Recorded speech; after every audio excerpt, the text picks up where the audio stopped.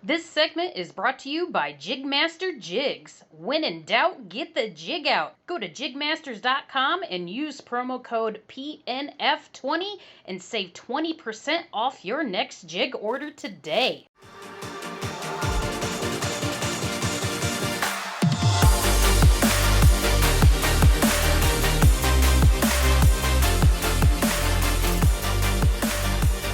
Ladies and gentlemen, welcome again to another episode of Off the Water.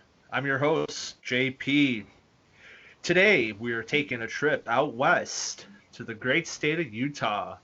While I was a couple years back, I was in Utah, I was very intrigued by not only the beauty of Utah, but what Utah has to offer.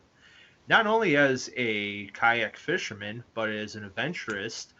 This is like having a playground in your backyard here in the United States. My guest tonight is Erin Mathis. She is a professional kayak angler and she runs one of the biggest clubs in Utah. So, without any further ado, ladies and gentlemen, Erin Mathis. Good evening, Erin. How are you? I'm excellent. How are you doing? Not bad, not bad at all. It's sunny. It's starting to warm up here in Chicago, so I have no complaints. My only real concern is that it's going to be nice out and people are going to pack the parks where I go fishing. So tomorrow might be a challenge for me, especially for the rematch for going against Noob 2.0. Nice. No worries there. So, Erin, we're going to start off with the normal questions. Let's have an introduction, and then we'll roll in from there. So, just introduce yourself. How long have you been kayak fishing? What are you in right now? Awesome. So I'm Erin Mathis. I am an engineer here in Utah, and I run Kayak Fishing Utah. I co-own it with my buddy Joe Randall. Kayak Fishing Utah is the only kayak club in Utah, so we are the biggest. But I've been kayak fishing since 2016-ish.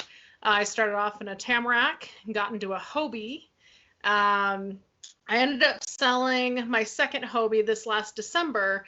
And I don't have a 360 yet that is on my radar this year, but I did just pick up a Perception Pescador pedal drive and took it out for the first time last weekend, and that's kind of what I'm riding right now. I live with my amazing boyfriend Brian and our two kids, and got them all into kayak fishing as well, so it's been fun.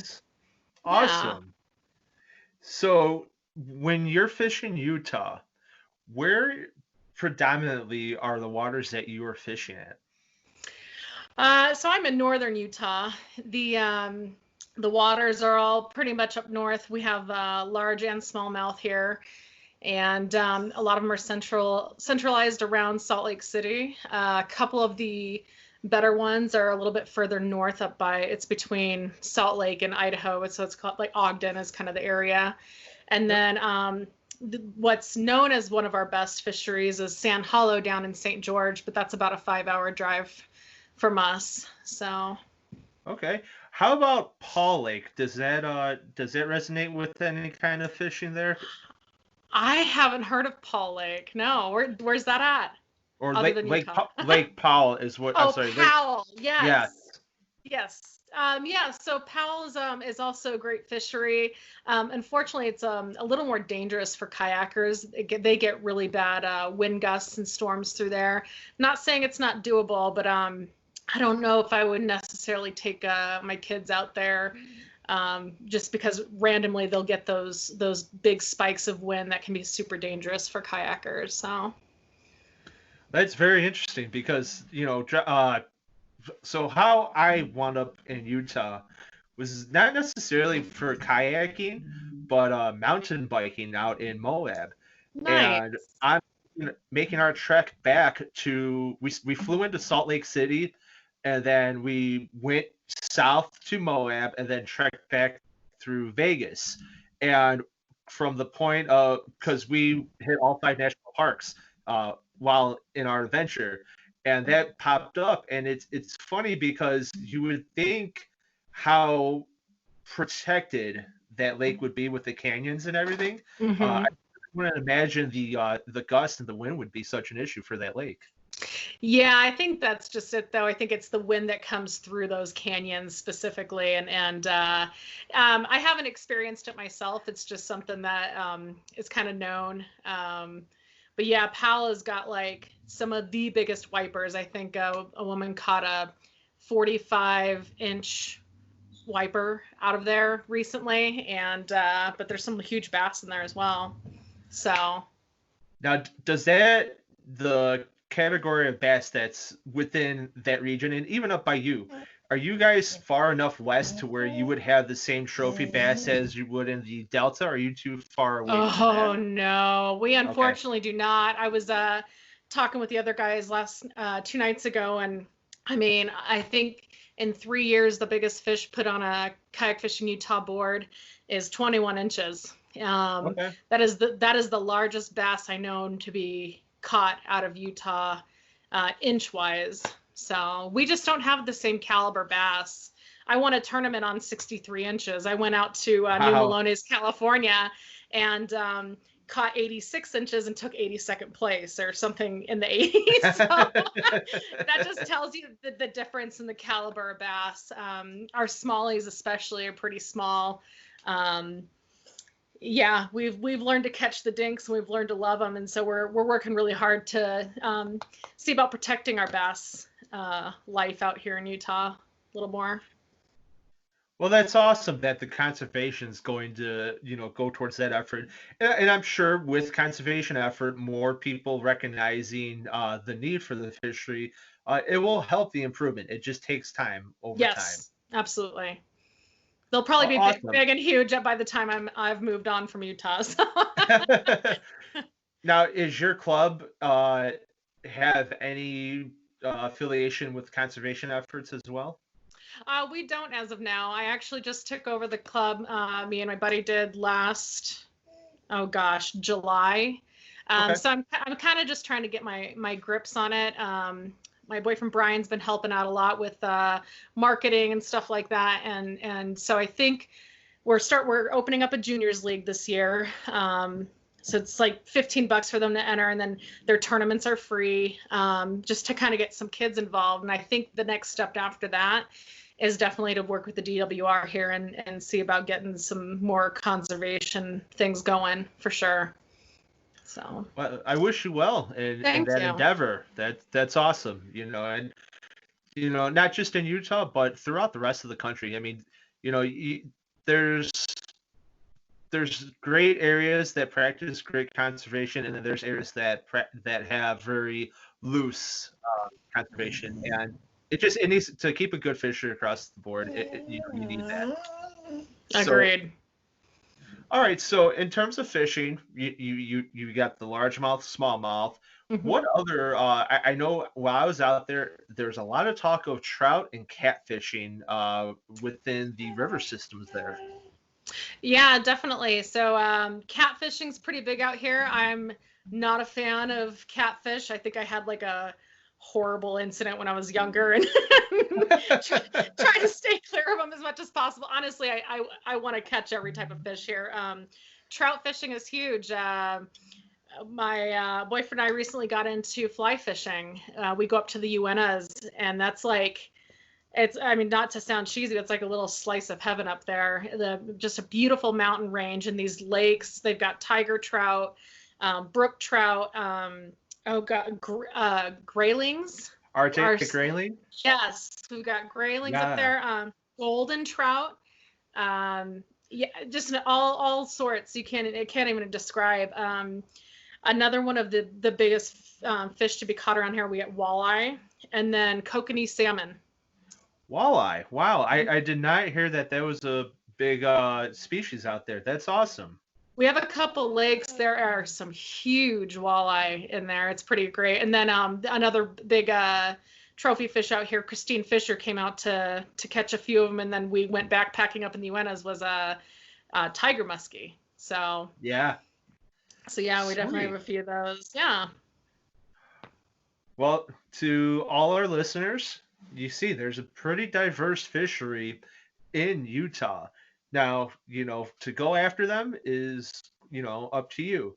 But when I set out to do this episode, what I really want is our guests to I want to paint a picture, and yourself as well, of the beauty of this state that you live in and the activities that you can do after you're done chasing those fish. So let's start off with being on the water. What would you say for someone who's coming from anywhere in the country, if they asked you, where's a great place not only to catch fish, but great scenery while kayaking? What recommendation would you give them?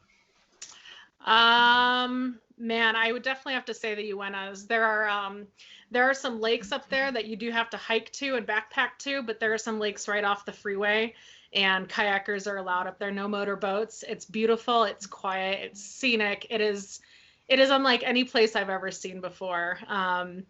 It does close. It's still closed right now because it's still snowed in, unfortunately. But hopefully, within the next month or so, they'll be opening up those roads again and get some backpacking and fly fishing in.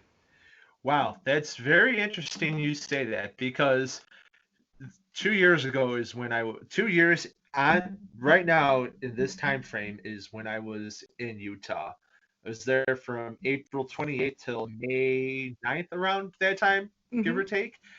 And again, I got to experience from Salt Lake pretty much all the way to Vegas. So kind of going through the heart of the state. And it did, I mean, I saw snow around the mountains of Salt Lake, but I wouldn't have imagined anywhere else having snow, especially within late April and May. So what would be the best times to come here, to enjoy what's going on, especially within northern Utah, if that's where we're focusing on? Sure, I would say probably end of May, or I would probably go like mid-September. That's before it starts getting just too cold, and you're not gonna. We get freak snowstorms in September, but typically it's melted the next day. So I would say those 2 times, and the rest of the time it's almost just too hot here. Wow. Yeah, when we were down there, so I'll share a little bit of my experience in Moab. So we got down there. The weather was pretty decent. It was in the 70s and 80s. Oh, nice. For that time. Well, of course, the 2 days beforehand, before we did our excursion, we were just hanging around the town. We went to Arches. We hiked to the Delicate Arc. Everything was cool. The day we start, now I was with Rim Tours, and unfortunately, the other guest I tried to get on tonight, he's a guide and he does week-long trips. That's So cool. he's on a trip right now. So I wish I could have had him from the show, but he's working, man. But anyhow, so the first day, the guy, his name was Reed, and he goes, "Well, I really hate to break it to you. This doesn't happen often, but because you guys are here, we're having our first thunderstorm within the last, what was it, like 9 months was the last time they saw a thunderstorm." Yeah. And it's crazy because it's such a arid area, just in the south. It's in the south area of Canyonland National Park. We went Needles all the way to Moab, so over 120 something miles over 4 days. Wow. On the trails back there. And I will say this was probably the hardest. This was the hardest endurance I've had to do for a recreational trip. Wow, that's pretty cool. So with the thunderstorm, though, it's insane because it literally becomes a flash flood situation. Yeah, especially down there. Yeah, and so we got caught in it, and it was raining so hard that the rain fly on my tent couldn't keep up with the amount of rain that was coming down. So I'm sleeping in my tent. It's 3 in the morning, and here's rain dripping right into the tent. I'm like, oh no, a great way to start off the trip. And then let's add on the rest of the way a couple gnarly wipeouts. Oh boy. I will tell you what though, that you know what, the scenery. So when you get to set up camp at the edge of a canyon that overlooks, and when I say it looks like a painting, I'm sure you can attest if you've been out there. Hmm. It looks there's nothing like this. It revitalizes the soul being Absolutely. out there. And when I say you're remote, you have the emergency GPS signal to press, which costs $150. So you better either you're legitimately dying or you've lost a limb because you're Sure. getting air vac out. I Yeah. mean, that's how remote. This is how remote we are. And when the sun goes down, you're sitting around the campfire and you can see every star in the sky. You can make out every constellation. It is something to be had. As we sit here and have a toast to the beer, it was funny because the you were going 20, 30 miles a day, and you'd hydrate, but you could not keep up with enough hydration while on that mountain bike out there. And so when you had, you want to drink the beer because that had the carbs, all the carbs you Sure. lost while pedaling. It was just replenished. It was like drinking water. It was the Oh, that's crazy. too funny. I don't think beer ever tastes so good after like the third day of doing this. That's too funny. Yeah, But it's absolutely gorgeous down there. It's a totally different scenery than northern. And that's one of the things I really love about Utah. You get just a little bit of everything. You've got the desert and the beautiful canyons. yeah, oh yeah, and it's you know what, when you're out there, the people who you encounter too, Hmm. everyone has a story. It's like everyone is transplanted from different parts of the country to that area. Hmm. Absolutely. Now, are you originally from Utah? No, I grew up in Phoenix, Arizona, and Okay. moved here in 2007. My ex-husband was in the military, and we moved here lived on Hill Air Force Base for a while, and I loved it so much that I decided to stay, and it's gorgeous. Yeah. So the next thing we're gonna talk about, so within northern Utah, and if you have any ideas as well moving further south, so we talked about being on the water and where we want to go fish. Hmm. If you have to give some recommendations, I usually go with three of restaurants within the area. What recommendations would you give our listeners? Oh man. Um, oh gosh, that's a really good question. Pig in a Jelly Jar has been one of my favorite breakfast places. So Okay. that one's pretty good. They do breakfast and brunch. They're in Ogden and in Salt Lake. Trying to think of a few more here. Right outside where you can ski and snowboard, there's a Porcupine Grill, which has some great beers and good food. That Okay. one that one's near Salt Lake. And then oh my gosh, I think it's called like my Brian might yell at me from the other room, like Jim's Burgers or something. It's right outside when you're leaving Uena's, and it's this shaggy burger joint. And after you've been backpacking or fishing for a weekend or whatever up in the Uenas, and you're eating, fish or whatever, whatever you brought to cook over the fire, coming down and just getting a greasy fat burger from that place is like the best. So, So I might tug on your heartstrings right now. Um, when I first landed in Salt Lake City, one of the restaurants that oh man, I never had this take on Mexican food, but it was Santa Fe style Mexican food. The red iguana. yes, red iguana Yes. is amazing. Oh my gosh. The way everything was prepared Yeah, was delicious. I'm absolutely. talking I'm talking like everything's fire roasted. The, Hmm. like Very authentic. Yeah. yes, like being in the Midwest and people say, "Oh, here's Southwest seasoning or Southwest sauce." Okay, you got a little zest to it. When Sure. you actually have Southwest cooking, oh my gosh, it is. Oh man, I think you know what? Flights to Salt Lake are $15 right now for a round trip. I think I just might go have lunch in Salt Lake Right? City.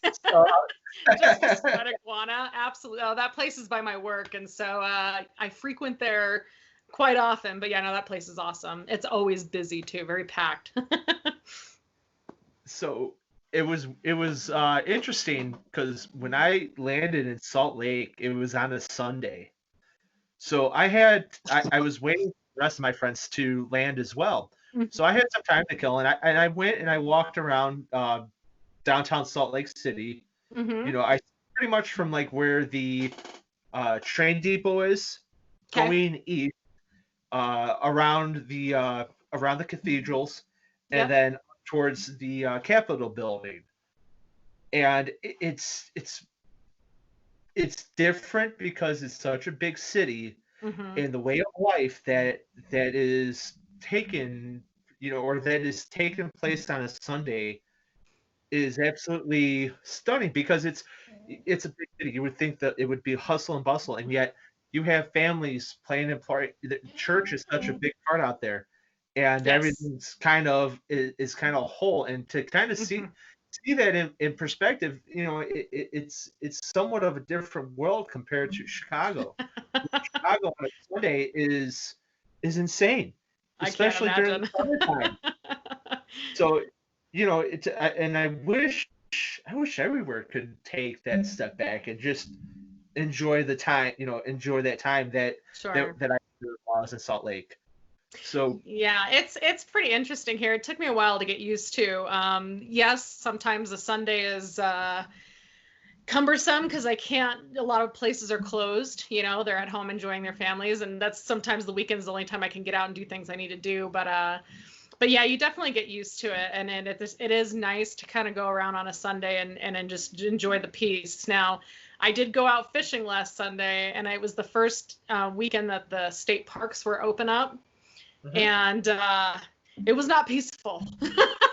So the That pandemic had everybody out and about and getting some fresh air. So 75 degrees and sunny tomorrow. That's how my fear of what tomorrow is going yeah, to take place is going to happen when I try to go fishing. exactly. So I'm gonna move down towards Moab again, Okay. just because that's where a lot of my time was spent. But another restaurant that I enjoyed while I was out there was, and it kind of falls into the other place, but the other question I'm gonna ask. But the food at Moab Brewery, top notch, Okay. I top actually notch. haven't I haven't eaten there. We went down to Moab just before they actually closed Moab to visitors recently. It might be open back up now, but we went just before that happened and just did some trailer camping with the kids. Just we knew everything was going to start shutting down. We wanted to get some fresh air and different scenery. It was still really cold up here, and but yeah, there was one restaurant that I can't remember what it was, but it was right next to our. We just stayed at a trailer park, RV park, and it was fantastic. But we did not go to Moab Brewery. That is on my list. So Yeah, and the looks we got. So here comes four dudes who are firemen. We've been on the road for, I don't know, 6 hours. We're starving. We legit ordered like, of the 10 appetizers, I think we ordered like six of the 10 appetizers. Like, and the burgers that they serve were ginormous. oh, Like, that's well, funny. that's all right. We know what's in store for us, so this is gonna be okay. We'll take a pass. So when they came with like, the big saucers of food, everyone in the restaurant's looking like, who are these guys? Why are they eating so much food? This is their first time eating ever. Yeah, you would have thought like we fasted for, days on end with the amount of food that was coming Oh, to our table. jeez. That's And funny. for my third, and I will say I'm unfortunately, I do not remember the name of the restaurant. However, I do remember it being in the middle of the main drag by where Cool Clothing. There's a big Cool Overlander truck, and Hmm. it's a very small. I wouldn't say Mexican restaurant, but it is more Southwest authentic, food. And the breakfast burrito we had there, awesome. Awesome. Nice. Awesome. And again, it's these small little places that have the best food that, and Heck yeah. so like I said, you could not beat it out there. And like Southwest, like I said, we get Southwest sauce up here, and then when you go actually have Southwest food, it is Whole awesome. different animal. Oh yeah. Nice. So moving on. So a lot of guys, when we come off the water, and gals, we're looking for the good old watering hole and go to breweries and beers. Now Hmm. you're in Salt Lake. I know there's within like that northern Utah area. There's a couple different breweries. Uh, do you dabble into them, or do you have any recommendations? We've got Epic is one of the good ones around here. We recently discovered Red Rock is also a Utah brewery. Okay. I just get their stuff from the liquor store, but it's they've got some really great beers that have a really high percentage alcohol. If you just go to a regular grocery store, the highest alcohol content you can get is a 5%. Um, I do remember that now. yeah, Yeah. it's definitely different. And then in restaurants, obviously you can order drinks and stuff, but we have a lot of really strict rules. It's different out here, of course. Sorry, my dog's whining over here. She needs some love. And then what's the other one? Epic. We do have a couple wineries. I actually surprisingly haven't visited them yet. I went to Napa one time and got completely spoiled there, so I feel like I would be I feel like I would be a little let down if I went to a Utah winery. Honestly, I'm not a wine snob. I drink wine out of a box typically, but whatever's cheap, right? Oh my gosh, so my girlfriend, she's kind of the same way. I'm like, do you like this wine? We have here to Chicago, we have a place called Biddy's. And Benny's is how I would describe what Chuck E. Cheese is for kids is what Benny's is for adults. That's awesome. So we're walking down the wine aisle, and there's so many different. I'm like, how about this one? How about this one? Wait, I tell her, I will drink this wine with. Now it's a barrel. It's aged in whiskey barrels. So I'm like, I will drink this wine with you. But she's like, it's like what, $15? She goes, I drink $4 bottles of wine out the bottle. I'm not really too concerned Out about. the bottle. I want to meet your girlfriend. She sounds awesome. That's my kind of girl right there. Oh yeah, so but she's seen pictures of Napa Valley and stuff like that, Oh, so she does want to. She When we can get the back to a normal traveling, that's darn. somewhere that for her she wants to go, and I would just go to, because I mean, who doesn't want to go to Napa Valley and Yeah. drink a bottle of fermented grapes? Yeah, right. um, It's beautiful. It's fun. we do have something close to us in Illinois. Actually, it's in Michigan, but Michigan time wise is only an hour and a half from where Okay. we're at in Chicago, and they call it the Napa Valley of the Midwest. So Okay. there's a lot of small vineyards out this way too. Um, Nice. but but yeah, so how far away is Napa Valley from, let's say, Salt Lake City? Oh gosh. Well, when I went there, I went up to Seattle and then went down the coast and then ended in Napa Valley and San Francisco and came back. I want to say it's probably a 12-hour drive. Okay, so 12. I mean, if you've and for those who are avid hardcore adventurers like myself, 12 hours, if you plan it out right, that's nothing. I mean, Yeah. that's a day's worth of driving. Then you plan on spending a couple Hmm. days there and then driving back. I mean, Exactly. it's not that's not horrible. Sure. Uh, I'm disclosing the episode to be revealed coming up soon, but the same people who went to Utah with me, we did an RV road trip out to Wyoming, and you want to talk about a long drive, 23 and a half jeez. hours in an Yeah, RV from that's Chicago insane. all the way out to the Yeah. Grand Tetons and Yellowstone.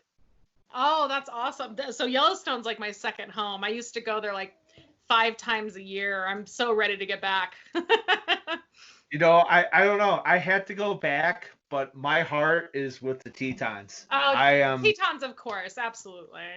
My heart is with. I have a picture from when I was. Unfortunately, I wasn't kayaking. I was canoeing, but Okay.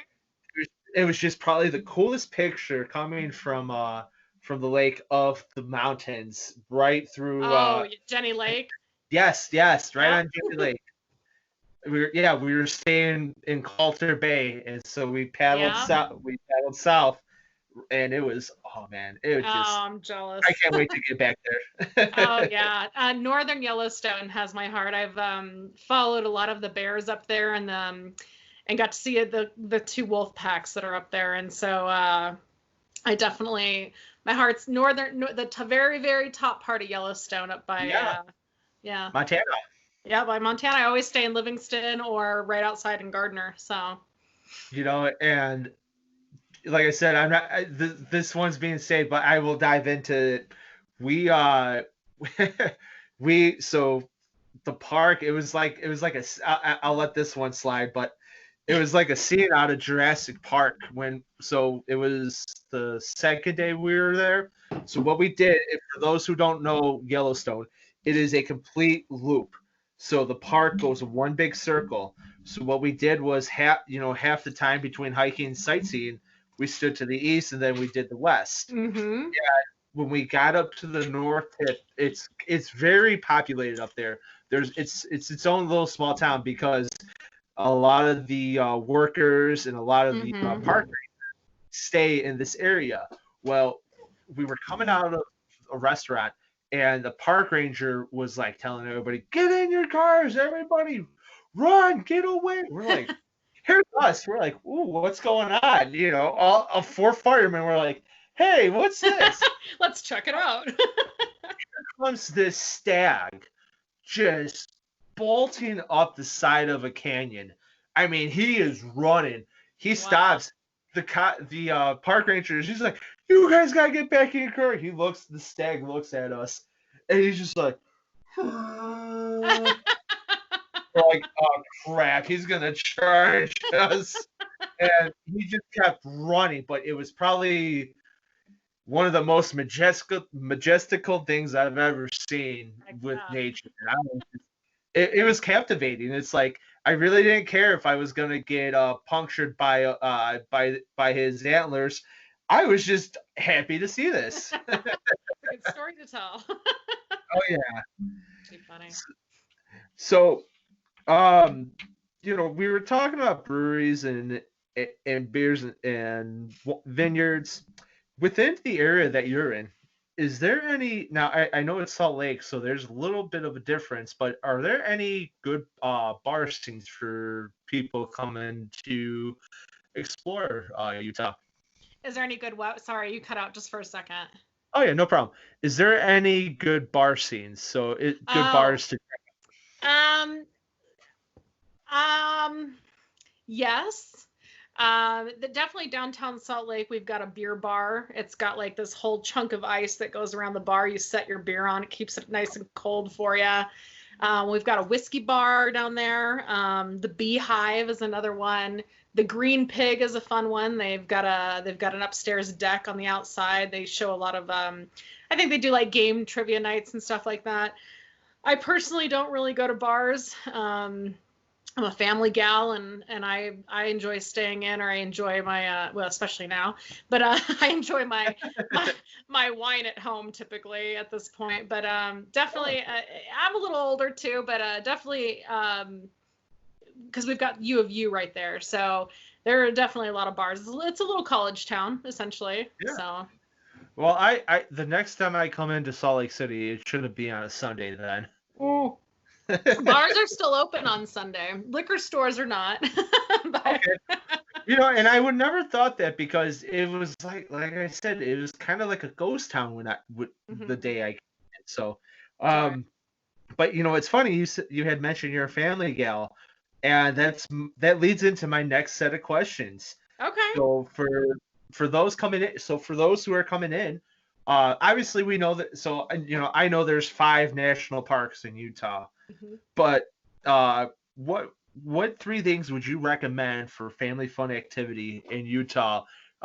You know that it doesn't necessarily have to do with kayaking, but Sure. if someone who was coming in who wanted to kayak fish and they had their family with them, what would your recommendation be? Um, so my kids love Lagoon. You might, oh no, you wouldn't have driven by it if you flew in and just went straight south. But it's literally an amusement park, and it's pretty huge actually. They're building some crazy, crazy roller coasters. The kids love it. They do a whole Frightmares thing during October, so that's fun. It's just something different, you know. I would say, I think we took a bunch of family vacations last year, just locally, small weekend ones, and I think my favorite one was probably Escalante, and that is more south. Um, That's awesome. yeah, you know Escalante? The staircase, right? Yes, exactly. Yes. So unfortunately, it's been I believe they're trying to put a pipeline through it right now. I'm hoping that doesn't go through because I will bawl my eyes out. That is one of the most. I grew up in Arizona and I hated the desert growing up just because I saw it every single day. Now that I'm in northern Utah, I appreciate that stuff way more. And oh my gosh, we went on the most beautiful hike. We stayed on the most beautiful lake, and Escalante was such a cool place. Beautiful scenery, and just so many activities and things to do, in a really fun, sweet town. So yeah, I mean Escalante is probably one of my favorite. Honestly, I say taking kids. Well, if you come in the winter, we've got the best snow on earth. So my whole family's snowboarders. And I got the kids into snowboarding this winter, and that has been a blast. And I'll tell you one thing about Utah, which is really cool. When the ski resorts are actually open, you could go snowboarding and in the same time come down and play on the most beautiful golf course ever, all in the same day. Wow. I've done Now, it before. so now my curiosity is starting to turn. I think I had to take another trip to Salt Lake because you know there's so much coming out of this. You know, and it's funny because here in Illinois, with everything with the COVID crisis going on, so for the last month golfing was shut down. Now I do golf. The way I consider myself as a golfer, I'm good for the first 3 holes. After the next 15 holes, you might want somebody else just because you know I could play good, but there's something else that's Sure. influencing what's going on. But with that being said, you know, I do actually do like golfing. I do practice. I'm not the greatest golfer, but you know, and let's just say with this whole pandemic that's going on, you can't have, you know, the social aspect is really, you know, kind of deteriorating, and I'm hoping just like everybody else, this is over soon. That way we can get back and have a great time together. But definitely go snowboard and then go golf. This sounds like me and my cousin's dream right now. That's So too I funny. definitely had to look. I had to look into that. Absolutely. I mean, yeah, it'll still be nice and cold up there. And the snow won't be as good, obviously, as it is midwinter, but yeah, man, you could definitely hit the slopes and then go hit some greens. It's pretty cool. Or you can go fishing the same day, Yeah, whatever your little heart desires are. gosh. It's so diverse here, and we have so many, you know, elevation levels that we literally have a little bit of everything in Utah. I'm calling my cousin right now. Hang on. So, wow, that's awesome. You know, and that's great. I would never know that. So that's that kind of, you know, you're a great guest right now because Yeah, you keep awesome. falling into the next categories of Oh, what's coming perfect. up next. And So if there's three distinct features of Utah, what would you say they are that people had to check out that's nowhere else in the country Utah has? Man. I know it's Utah. There's way more than three. Oh, sure, right? I will plug the Uenas over and over again. I mean, there's beautiful places like that everywhere, but that's just like, that's our getaway, man. That's like, we can drive up there within an hour, and we could backpack and hike for days. They've got miles and miles and miles of trails, and it's incredible. One thing to check out, it's in northern Utah. It's called the Spiral Jetty. And it's only visible during certain times of the year because it gets hidden by the Salt Lake, depending on how high the lake is. And it is this man-made creation out of rocks, and I think it's 15 feet wide, and it's literally just a spiral of beautiful, it's like a perfect spiral rocks. I'll have to shoot you a picture of it. You only need to see it once, but it is like it is the most weird off-road track. You go by it's where like the two trains first met in Utah. I can't remember what, Golden Spike. So you're right next to the Golden Spike, and then the Spiral Jetty's out there as well. So it's kind of like a twofer, and that is like, I mean, I'm not really into man-made stuff, but that was one of the most like I went with just me and my dog a while back, and it was one of the most peaceful experiences I had. It was really cool. You can walk out onto it and everything. So yeah, that's nowhere else in the world. Stay away from the Great Salt Lake. It stinks, and it only has brine shrimp in it. It's beautiful. You're taking away my questions. Sorry. Well, folks, there you go. Salt Lake, don't even try it. There's only brine shrimp. Yeah, brine shrimp and tons of oh my gosh, our national bird. Why can't I think right now? The eagles. And for those listeners, if you named your kayak Bubba Gump, then go all for that. There you go. Yep. I think it's the same shrimp that they call like the sea monkeys or whatever when you're a kid, and you get those little brine shrimp and then sea monkey. I think that's what they are. So actually, okay, I'll take back that statement a little bit. The other thing I would recommend going and seeing as a family, and it's something I don't think anywhere else has, in the middle of Salt Lake is an island. It's called Antelope Island. And on this island, there's antelope, there's mule deer, and then there's a ton of buffalo. And you can kind of just drive around this island, and it's actually a really beautiful place to take pictures. They've got horseback riding out there. It's pretty cool. Nice. Yeah, and something to it's something, especially like like I said, being in Salt Lake City, it's built around a city. There's mountains, and then you have Salt Lake itself. Mm-hmm. So I would never thought, for as populated as that area is, having that's actually pretty cool. Mm-hmm. I'm kind of regretting only spending about 4 or 5 hours there. There's more to explore now that you're bringing it out.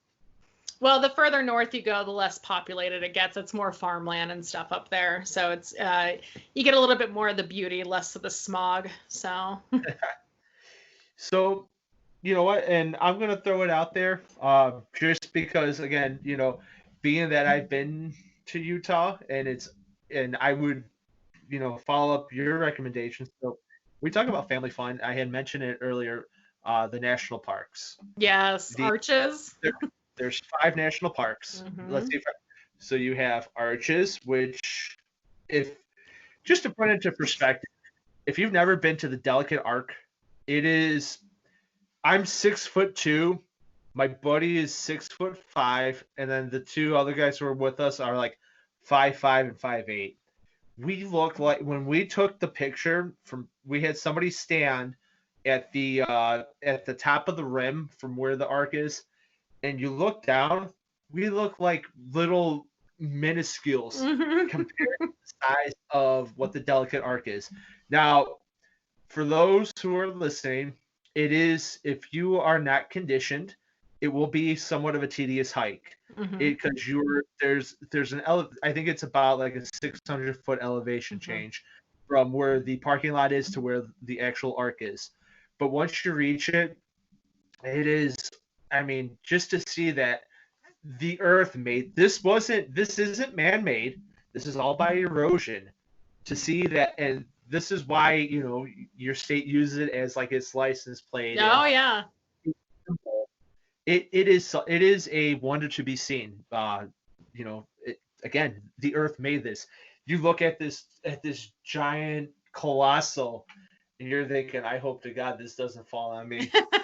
Yeah, there's definitely nothing like it. Like I said, we were down there a couple months ago, and it is something to be seen. I probably shouldn't have left that out. I always think northern Utah. I almost forget that southern Utah is even a part of the state because just because it looks nothing like where I live. So it's just so interesting, you know, to think about it that way. But yeah, Arches is definitely. I have not visited the other ones yet, though. The other ones you're about to call out. So yeah, so the next one to Arches is Canyonlands National Park. Yeah. And this is where earlier in the show I was describing the trip that I did. Now I'll elaborate a little bit on it. So I want to give a shout out to Rim Tours. Rim Tours is the guide service that took me and my friends, and we had two other gentlemen who were from Yakima, Washington, who were with us. So we made some friends on this trip as well.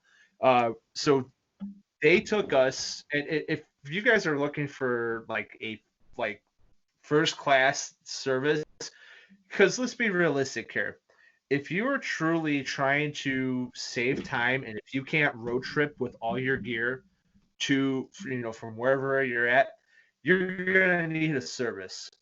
Rim Tours provided, not only do they provide the camping equipment, they provided you know, food for days that their guides prepared for you while you know, decompressed from riding all day.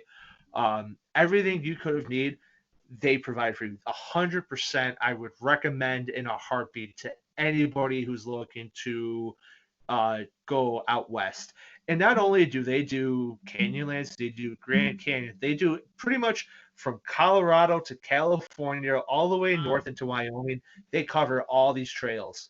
So, again, we did Needles to Moab. It's 120 miles. The terrain is Black Diamond. And if anybody doesn't understand Black Diamond, what that is in the four-wheeled world is the most treacherous terrain you can take a four-wheel on.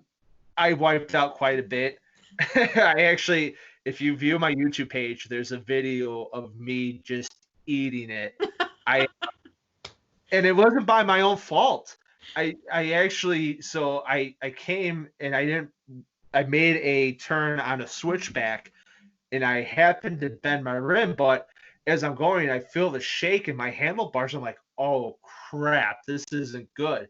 And I'm coming to a wall because it's another switchback. I'm like, well, you know what? I went down, I wrote it down, and my whole kneecap was one big scrape. I was like, ah. Oh no. And I got it on the GoPro. So, but Canyonlands, like I described earlier, it is one of the most beautiful places on earth. Mm-hmm. It will always have a piece of my heart. I will never, ever, ever, ever forget that place. The next place, or the next national park, if you are doing the Utah 5, is Capitol Reef. Capitol Reef is interesting for the fact that you can drive through it and you don't really have to get out to see the park. Mm-hmm. It's a lot of petrified rock, petrified trees within the area, but it is kind of one of those, you just kind of pass through it. Sure.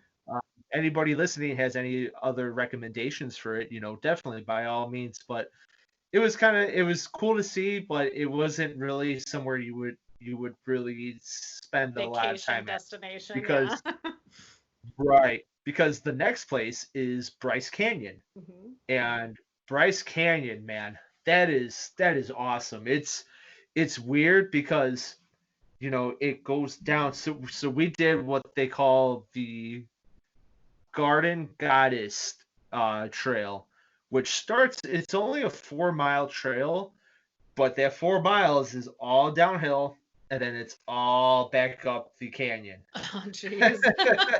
So going down was great. Going back up, we're like, man, we didn't really think, and mind you, we just did 120 miles bike riding, and now we hopped in a car, or we hopped in, we had a rental SUV, and now we're driving back to Salt Lake City. So we were like, we really didn't anticipate it, but yeah, it was really cool. It was really cool to go down there.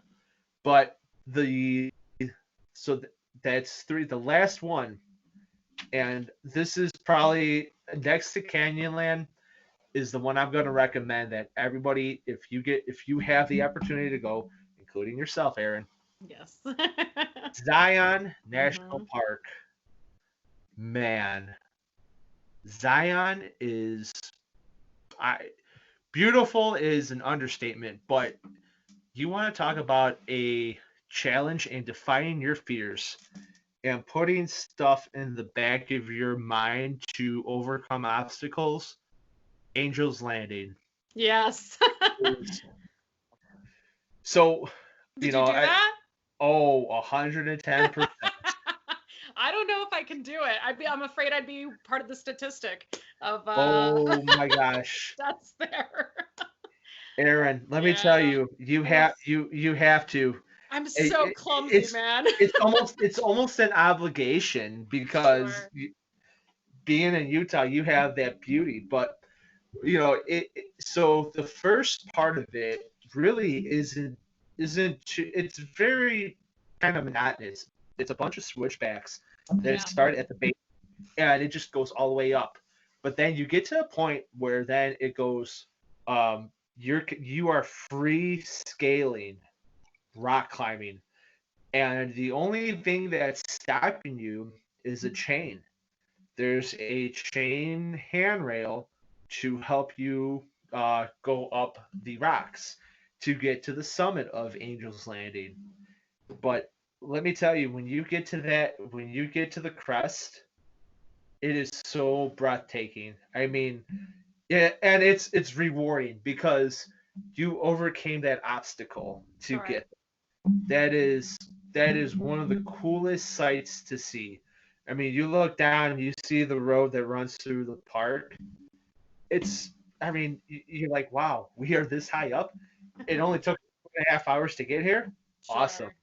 That is cool. One other thing I'd like to mention, it was in Canyonlands before we started doing our biking trip was we hiked around a little bit and we found this place called Murphy's Point. And I've heard of that before, actually. Yeah. Yes, and I had to give a shout out to my mother because I'm pretty sure I pretty much set her up for the rest of her life of heart attacks. This was oh no. As a fireman, she knows I do a lot of crazy things, all right? But taking a picture of doing things while I'm off duty that fills my adrenaline junkie side. Yeah, so me and my buddy, we took a picture because at Murphy's Point, you get to the edge and you're done. You're done if there's nothing below you. So my buddy was standing at the higher point, took a picture, and here's me just like sitting out of the canyon, dangling my legs over, and I sent it to my mother. Jason Michael, get off that canyon now. So that's too funny. So those are, for distinct and unique and family fun, check out the national parks for Utah. That's going to be my recommendation. So, well, we are going to be getting close here, but before we go, I like to play a little game. Oh boy. Do you like to play games? Yeah, of course. All right. We're going to play a game called True Confessions. Okay. Have you ever watched Jimmy Fallon? Yes. So he plays this game, and pretty much I will. You know what? No, I'll let you tell the story. You're going to tell me a story, And I had to figure out if you're BSing me or if this is a true story. So once you're done, I'm going to tell you BS or true, and you're going to tell me which one it is. Okay. Oh man, I got to come up with a story here.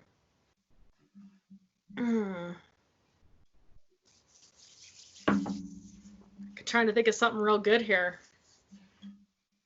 Man, you might have to go. All right, I'll go because you know what? I thought about something earlier when you were talking, and I'll kind of leave this to everybody's imagination, and this gives you time to think as well. So, when I was a young lad, I'm only 29, so Okay. you know, take that for what it's You're worth. still a young lad, yes. So when I still was like I think I was like 10 or 11, it was me, my dad, and my sister, and we went fishing at our local spot, the Lamont Quarries. And the quarries, you know, they're what they are. They're quarries that have been filled and stocked with fish. And the I&M Canal runs alongside there. It's only a canal that's maybe about 50 feet wide and maybe 5 foot deep at that.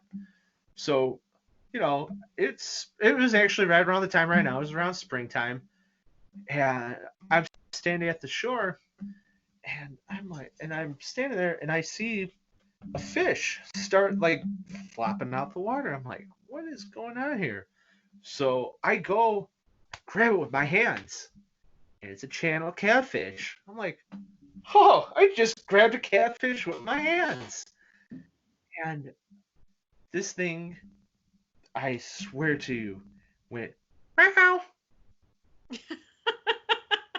I'm like, what? So I take the fish and I go running over to my dad. I'm like, Dad, the catfish is meowing. Like, is it a cat? Does it meow? And he heard the scream. He's like, what the?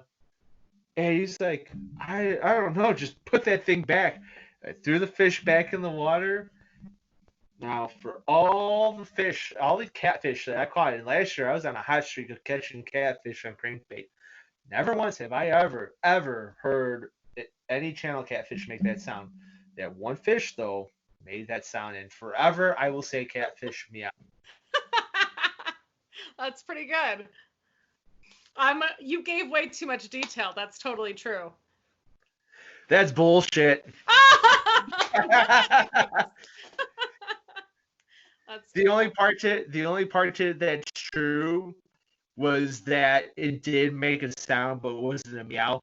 It was more of like a grunt. Oh yeah, Because when you catch catfish, there's like a grunt that they make. They definitely make noise. I do remember that. But the meow part, man, I always tell people, yeah, I've heard catfish meow. It's true. It happens. Oh goodness. All right. Did you listen to the podcast I was on the other night? No. The last podcast I got to listen to was Milford and Sean when they interviewed I'm only halfway through that one right now. Okay. I'm not setting you up for failure here. Okay. So I'm fishing up in Idaho, and it's a tournament for kayak fishing Idaho. There's like 16 of us or so, and I'm a bigger girl. I cannot pee on my kayak very gracefully. It's on the Snake River anyway, so I don't really want to pee on a river.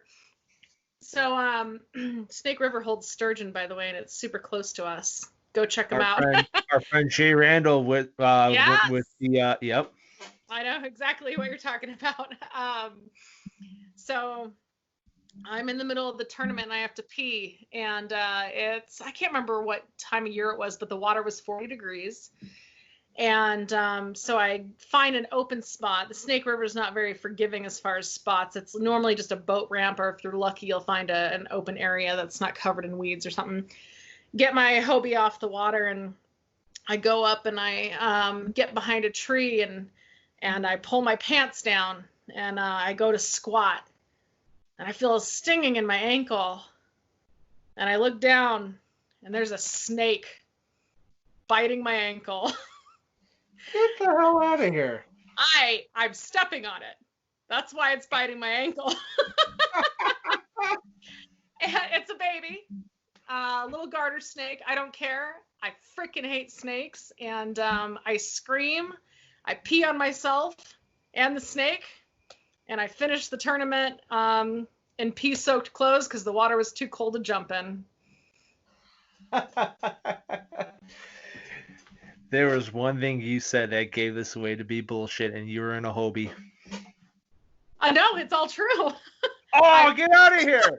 See, I was paying attention to detail. You said you didn't have a Hobie yet. I know, I had. No, I've had 2 Hobies. I sold mine in just this last Oh, December. man. Yeah. Wow. That snake. Yeah, you know what? We got northern water snakes here that are aggressive, and that's kind of what my fear is tomorrow.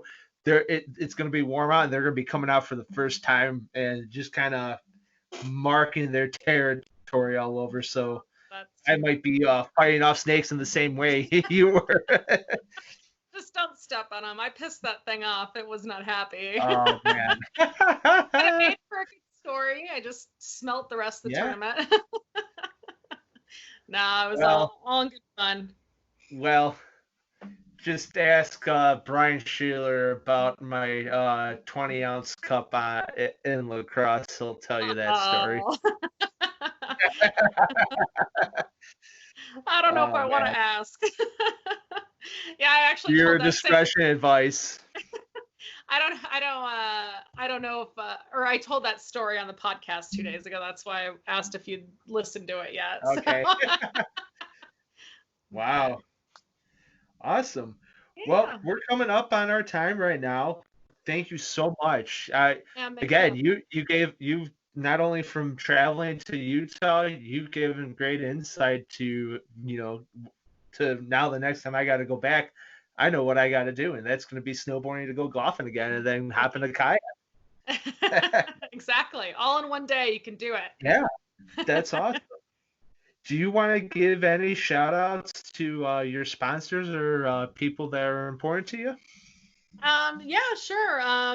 My Kayak Fishing Utah family, they've been super supportive, especially during all this pandemic stuff. We're keeping together as a family, making sure we all stay positive. My girl, Catherine Field, please check out her YouTube. She is one of the most inspiring women I've ever met. She calls herself the Queen of Dinks. She's new to fishing and she's traveling as much as she can, and I'm very impressed by her. I'm sorry to interrupt you, but I did hear I heard her podcast on the Dark Waters. Yes, and she's an incredible woman. Yeah, I started following her after that. So yeah, definitely awesome stuff from her. She's awesome. She's trying to do that 250 days of fishing before her 50th birthday or something. She's almost there. And for our listeners, she has an incredible story as to how she got into kayak fishing as well and why she's doing everything. So if you don't know her, definitely check her out on social media. And if you get a chance, go over to the Dark Waters podcast and listen to her story. It's quite incredible. I'm pretty sure her YouTube is Kate Fishing, if I'm not mistaken. Sorry if that's wrong, Catherine. But and then to my main support system, my amazing boyfriend and our 2 kids, Ellie and Odin, and they've kept me on my toes this whole last year and taught me how to. I think Ellie calls me mom in training now. So it's a whole new way of life, and I'm enjoying incorporating them all into this awesome world of kayak fishing, and yeah, definitely. Awesome. Well, guys, there you have it, Utah. Definitely check it out. Again, we have there's kayak fishing there, but everything aside from kayak fishing that goes on there is well worth it. I know I was never disappointed from it, and I'm sure you guys aren't going to be disappointed. So, any closing remarks you want to give? No, just come visit. Hit me up. I'll give you my recommendations, and we can go fishing together. We can go golfing, snowboarding, whatever you want to do. My family does it all, and yeah, I'd be happy to meet anybody who wants to come visit. So Awesome. Well, again, thank you so much, Erin, for being on the thank you. show. And guys, if you haven't already, tune in Sundays. Sunday, fun day. We're doing our paddle and fin tournament brackets, the host challenges, who's going to be the angler of the podcast. It's getting very interesting with the matchups. But check it out, guys. I know I have a rematch tomorrow, so if you guys are listening tomorrow before this comes out, tune in tomorrow. You'll see me and Sean go against each other, and then Sunday, Brian Sheeler. You have Susie going against Dustin Nichols, Sheeler against the Trash Panda. It's going to be an awesome review. So check it out, guys. And until next time, see you off the water. Thank you again, Erin. Thank you. Go check out the website, guys. Paddle the letter N and fin.com. Also check out YouTube, youtube.com/paddle and fin. If you got a question, comment, want to hear from a future guest, feel free to email us at paddle the letter N and fin@gmail.com. Don't forget to follow us on social media. We're doing giveaways, announcements, things like that at Facebook and Instagram at Paddle and Fin. Shout out to our show supporters, Rocktown Adventures, Loveland Canoe and Kayak, Hammered Lures, Fish Mob Lures, TRC Covers, Ketch Products. Go to ketchproducts.com. You can put the Paddle and Fin logo right on your catch board. Don't forget to go over and pick up your JigMasters Jigs. Use promo code PNF20 and save 20% today. Don't forget to rate and review the podcast on whatever platform you're listening to. It helps grow the audience, helps others find our podcast. So please drop a 5-star rating in on the podcast platform you're listening on. Don't forget about the recycled plastics program, you guys. Take your used plastic baits, put them in an envelope, mail them to the address in the show notes. Our man Eric Richards at Hammered Lures melts those down, makes new baits, and donates them to various chapters of Heroes on the Water.